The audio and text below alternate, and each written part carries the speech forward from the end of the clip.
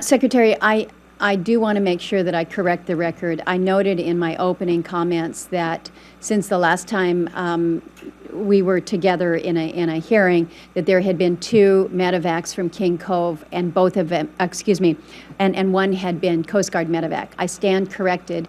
The information that I have received is that on the 24th of February, there was an individual, a 50-year-old man from California, who was having a cardiac emergency there in King Cove. Coast Guard was requested to come because of weather. The private medevac wasn't able to get in. Coast Guard said they couldn't come. They had other emergencies that they were attending to. And so the individual was, fortunately, he was able to be stabilized, and he went out the next morning in a private medevac. But I think it speaks to the issue that we can't always count on our Coast Guard to be the medevac. That's not their mission set. That's not what they do.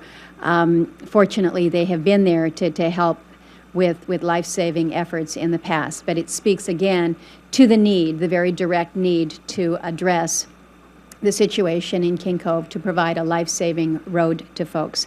I wanted to ask a follow-up to the question regarding funding for the Arctic that I presented in the Energy Committee.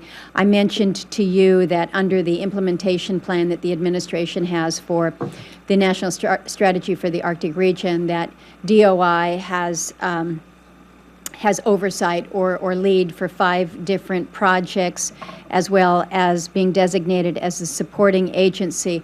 What I would like to get from you, Secretary, is an individual or a point of contact that we can be working with on these Arctic initiatives, whether it is what you're doing with the Integrated Arctic Management Implementation Plan or the invasive species project.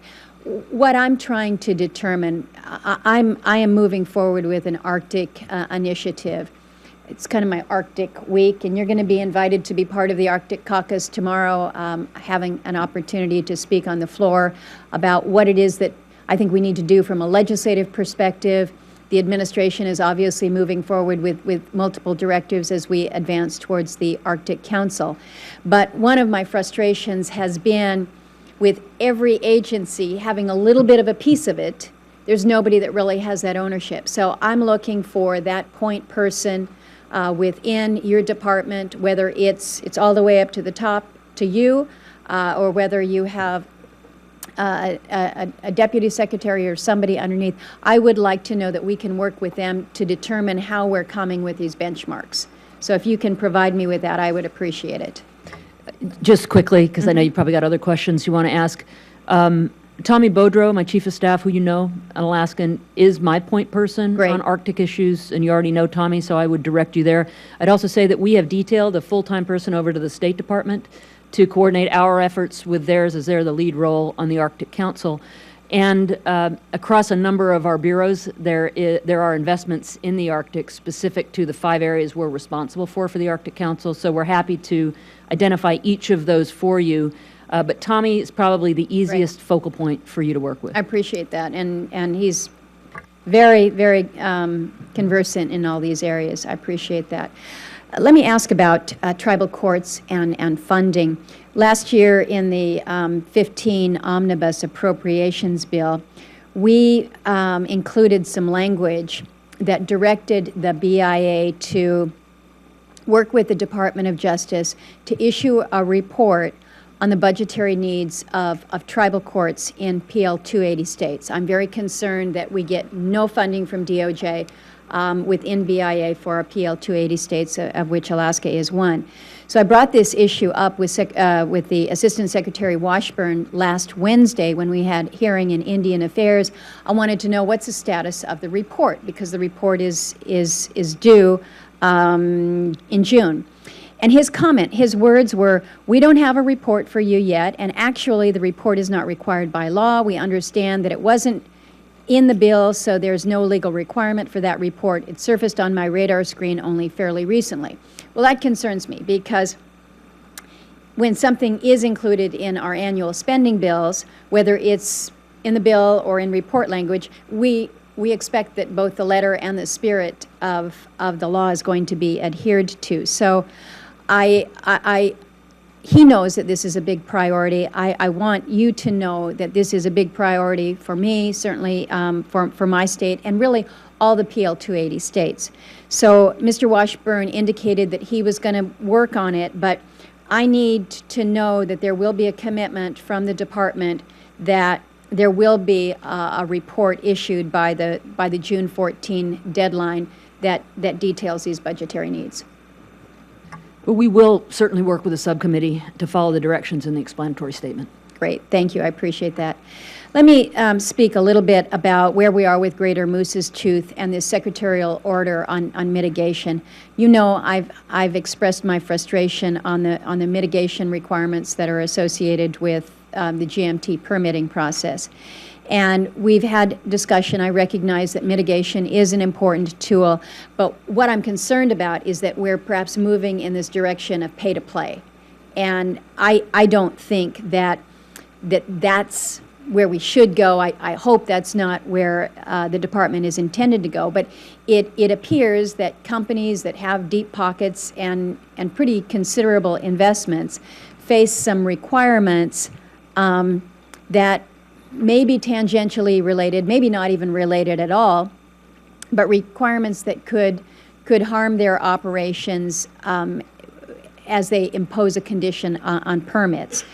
And we've talked about where we are with Greater Moose's Tooth and the mitigation. I understand that we've ratcheted that number down, which I think was important, but I'm concerned about how we go forward with these mitigation requirements, and that what Greater Moose's Tooth, what Conoco has faced there in this process are going to be formalized and perhaps exported to the lower 48, I don't know, by way of the secretarial order that you have at there, Secretarial Order 3330 on mitigation. We saw, as with GMT1, that the department is free and able to accept voluntary mitigation efforts as part of the permitting process. But I'd like to know what you believe the legal justification is for the idea that you have authority to require them to make a payment into a mitigation fund in order to authorize what would otherwise be a permissible activity under FLIPMA. So I'm trying to understand where we go forward from here, because the great concern, and you know, because you've had these conversations, as has Tommy Boudreau, the concern is, what's the precedent of this going to be? What happens going forward? Well, Senator, I'm going to speak in broad terms about mitigation, and I'll turn it over to Mike, because he was right in the thick of the discussions with ConocoPhillips around Greater Moose's Tooth in specific. First, mitigation is not new. And when I wrote the secretarial order on mitigation, it was to say, let's look broadly about, as we develop, for example, as we look at developing the California and Nevada deserts for renewable energy. Project-specific mitigation on site may be less important to addressing the mitigation issues than looking more broadly on a landscape scale. So in the California desert, for example, with the renewable energy permits that we've done, we have done some landscape level mitigation. For example, setting aside desert tortoise habitat, buying conservation easements and land to address the impact of those solar farms on the desert tortoise. So mitigation is not specific to oil and gas. It's certainly not specific to the project you reference. It is something that we have done all along, and what we're trying to do is say, let's make sure that mitigation money is put into the projects that are most important to address the issues that this development impacts. In the case of Greater Moose's Tooth, we are within a setback for Fish Creek, and there will be a gravel road that goes through to that development, and it will have impacts on the subsistence and food security of the people in Nuiqsut. The mitigation addresses the ability for the company to work with the village and others impacted by that to put that mitigation money into the most effective areas. And so Mike has been working on that in specific. Anything you want to add? And if I can just give you a little direction here in terms of the different mitigation ratios that are out there. Part of I think what we're dealing with is the uncertainty to the operator. What will be required, and it seems to me that there's a potential for a great deal of subjectivity here with what these mitigation ratios may or may not be.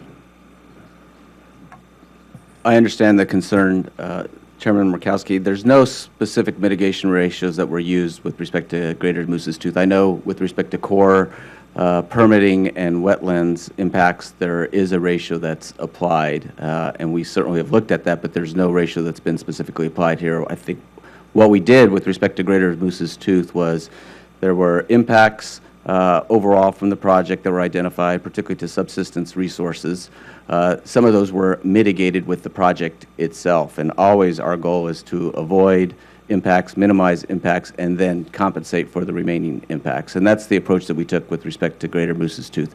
There were impacts to subsistence resources in general, and there were specific impacts that, as the Secretary alluded to, from the final decision that we made to intrude upon the Fish Creek setback. And that setback had been identified in planning documents well for some time, including the 2012 Integrated Activity Plan.